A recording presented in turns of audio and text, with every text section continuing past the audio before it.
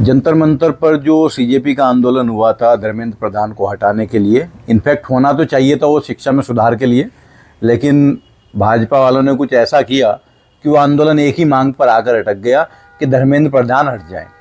और वो शायद भाजपा के लिए भी अच्छा मूव था। अब उसमें एक हिंसा भी हुई। हिंसा में कुछ लोग पकड़े गए, फेस रिकॉग्निशन कैमरे थे और उनके जो उन्होंने अपने गियर पहने हुए थे पुलिस वालों ने, उसमें भी कैमरे लगे हुए थे जो रिकॉग्नाइज कर रहे थे लोगों को।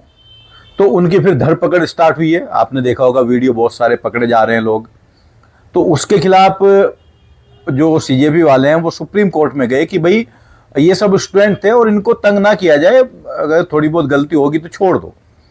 लेकिन चीफ जस्टिस ने जो कहा और जो आज अखबारों में छपा है वो दोनों बिल्कुल अलग है।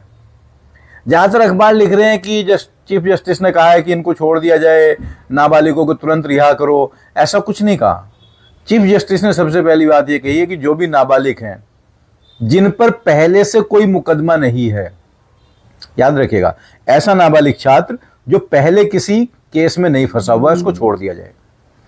उस पर बहुत ज़्यादा सख्ती ना की जाए। अगर कोई बालिग ऐसा है कि उस पर पहले कोई मुकदमा नहीं है तो बहुत ज़्यादा सख्ती ना की जाए। लेकिन जो लोग पहले से क्रिमिनल माइंड के हैं उनके लिए सुप्रीम कोर्ट ने ये नहीं कहा। उनके लिए कहा इन पर मुकदमा चलेगा, और ये भी कहा है कि ये भी चेक किया जाए कि अत्यधिक बल प्रयोग पुलिस ने किया है तो उसके खिलाफ भी कार्रवाई की जाए।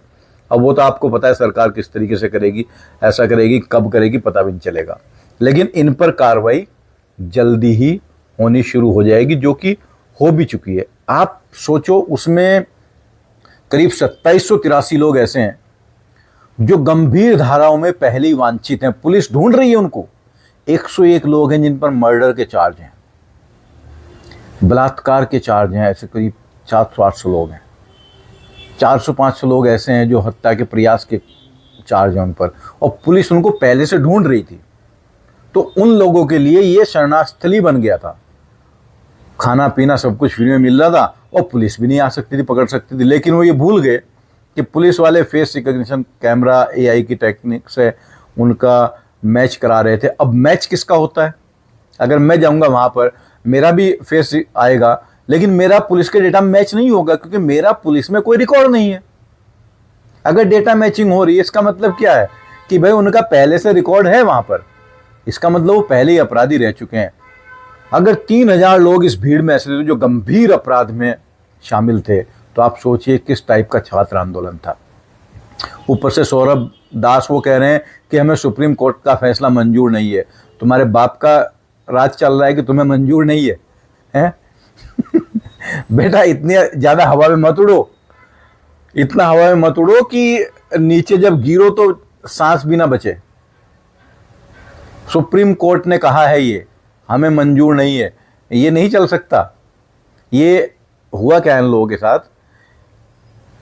एक कहानी बचपन में सुनी थी मैंने कि एक आदमी मंदिर में जाया करता था पूजा करने, और एक बच्चा था वो उसकी धोती खींच लिया करता था।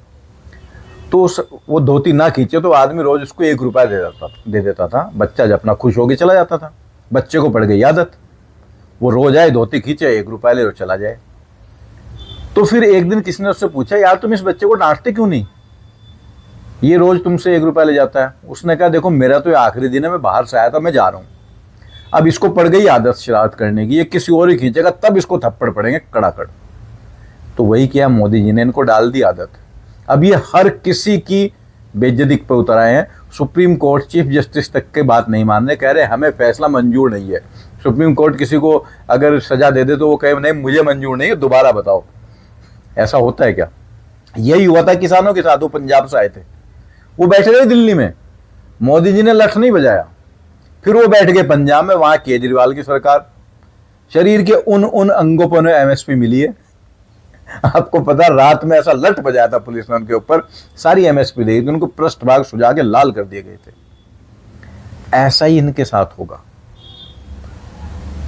ऐसा ही इनके साथ होगा। और जो लोग इनको फालतू में, जिनकी छाती में दूध उतर रहा था कि ये बड़े छात्र हैं, वो हैं, इसमें छात्र आंदोलन का जिसका नाम दिया गया, इसका छात्रों से कोई लेना देना था ही नहीं। इसका शिक्षा व्यवस्था से कोई लेना देना नहीं था। 21 छात्र मरे हैं, उनको अभी तक मुआवजा नहीं मिला और ये साले रात को पार्टी कर रहे थे। चल छैया छैया, लड़की ब्यूटीफुल कर गई चुल। वो नेहा वोरा जो 4-4 लोगों के कंधे पर आया करती थी, वो छैया छैया पे डांस कर रही थी, मेरे से भी भयंकर वाले स्टेप, फुल एनर्जी में।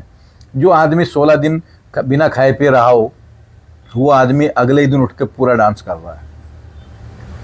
तो जिस टाइप का माहौल इन्होंने अपने लिए बना लिया है, अब ठीक है, जब कह रहे हैं कि दोबारा आंदोलन में बैठेंगे, अब वो लोग नहीं आने वाले क्योंकि वो जा चुके हैं पुलिस में।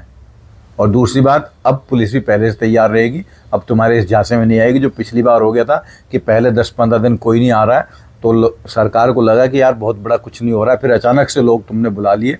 शायद यही तुम्हारी प्लानिंग थी इस बार की, लेकिन आगे ऐसा नहीं होगा।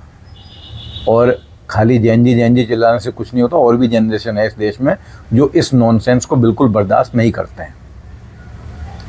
तो बेटा सीधी सी सलाह है, सुप्रीम कोर्ट जो कह रहा है कानून के मुताबिक जो है उसको मान लो। नहीं मानोगे तो इलाज अब बहुत बढ़िया तरीके से होगा। तो मित्रों, ये सुप्रीम कोर्ट का आज गाइडलाइंस या वर्डिक्ट आप कुछ भी कहें या सलाह कहें, आई थी कि भाई ये काम करना है। जिसको ये कह रहे हैं कि हम नहीं मानेंगे, आपको क्या लगता है कि इनके मानने या मानने से फ़र्क पड़ता है या नहीं? आप कमेंट करके बताइएगा।